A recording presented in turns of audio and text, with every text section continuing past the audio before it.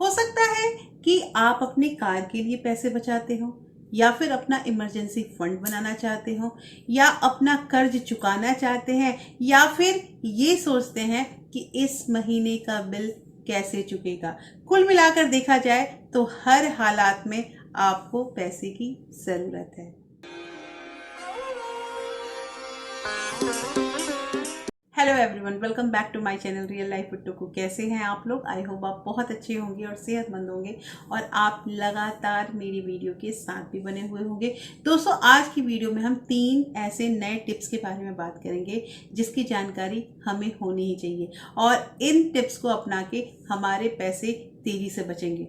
हाँ, तेजी से बचेंगे। अभी तक आप लोगों ने तेजी से पैसे खर्च होने सुने होंगे, लेकिन इन टिप्स को अपनाने से हमारे पैसे तेजी से बचेंगे। वीडियो के अंत तक जरूर बने रहिएगा।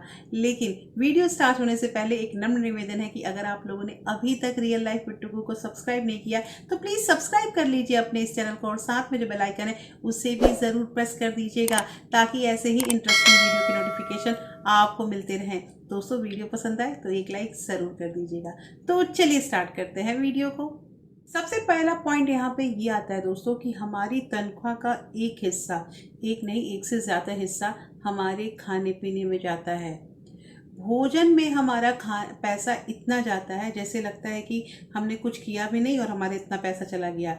होता ये है दोस्तों कि कभी आजमाइए, जो भोजन माँ या पत्नी घर में बनाती हैं उस भोजन का कीमत और हम बाहर जाके जो खाना खाते हैं उस भोजन के कीमत में जमीन आसमान का फर्क है या नहीं है।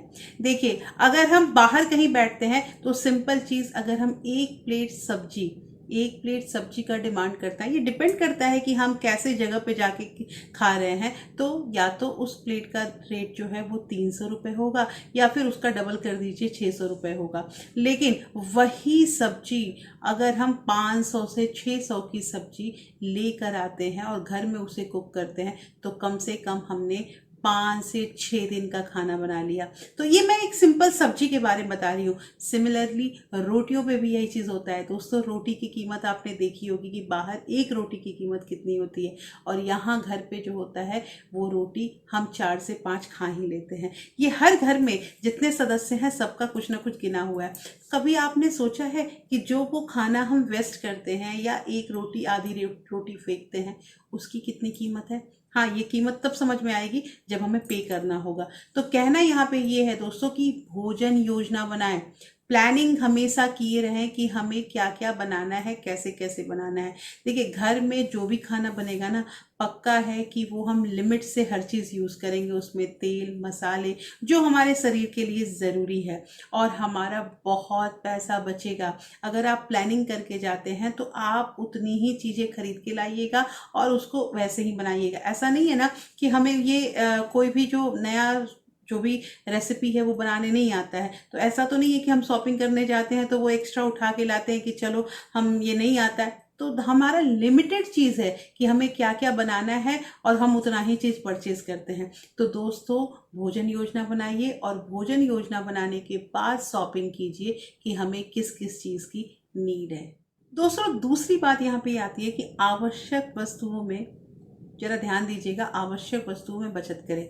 अब ये कैसे पॉसिबल है कि आवश्यक वस्तुओं में हम बचत कर सकते हैं, हम सेव कर सकते हैं? हम कर सकते हैं। और इन आवश्यक वस्तुओं में ये आता है जैसे कि पानी, बिजली, गैस, ये सब चीज़ें तो हमारे लिए बहुत नेसेसरी है, लेकिन इसका उपयोग हमें ढंग से करना है।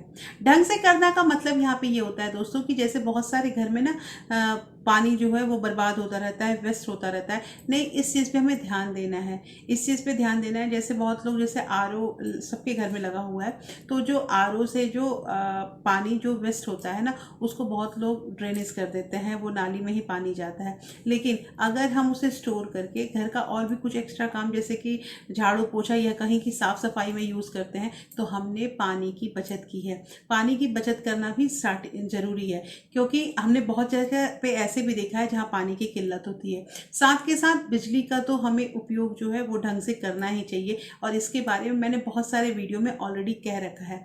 इसके अलावा दोस्तों, गैस का भी जो बचत होता है उसको हमें करना पड़ता है।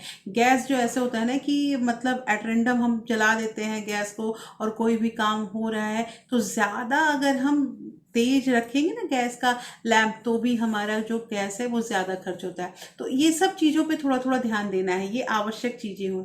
उसके साथ एक चीज़ और मैं इसमें ऐड करूँगी दोस्तों, कि जैसे मैंने बताया था कि हमारी बहुत सारी जो बहनें हैं ना वो पढ़ी लिखी हैं, लेकिन पढ़ी लिखी बहनें भी ऐसी हैं ना कि अपने घर को संभाल रही हैं। घर को संभालना, घर को मैनेज करना कोई आसान काम नहीं होता है। तो यहाँ करना यह है कि जैसे छोटे बच्चे अगर आपके घर में हैं तो आप अपने बच्चों को खुद पढ़ाइए।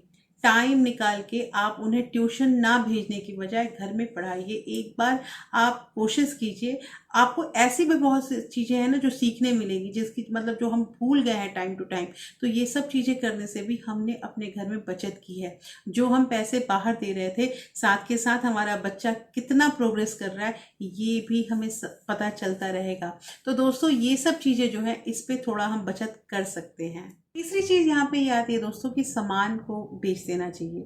अब आप सोच रहे होंगे कि किस सामान को हम बेचेंगे।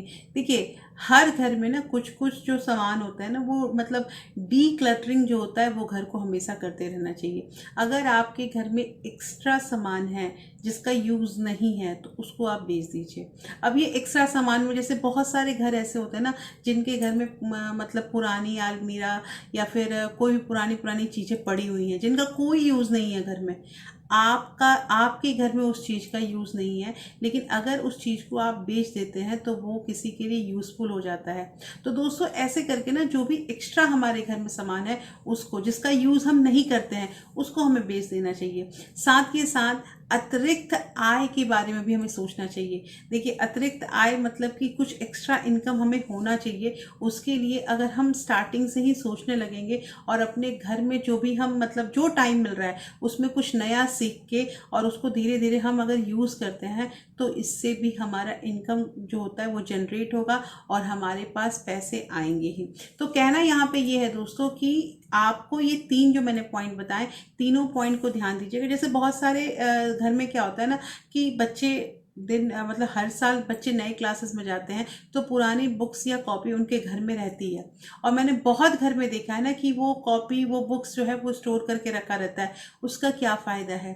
अगर आपके पास कोई जैसे कि नीडी आता है कि हमें उस क्लास का बुक चाहिए तो आप बिल्कुल उनको दे दीजिए। लेकिन अगर आपके पास कोई नीडी नहीं आ रहा है तो आप उन बुक्स को, उन कॉपी को बेच दीजिए। क्योंकि वो बेचने से ना वो कबाड़ वाले भी जो होते हैं ना वो उसको कहीं ना कहीं ले जाके यूज ही करेंगे। आपका घर खाली होगा और जितना घर आपका खाली होगा उतना ही आपकी सोचने की जो क्षमता है वो बढ़ती जाएगी।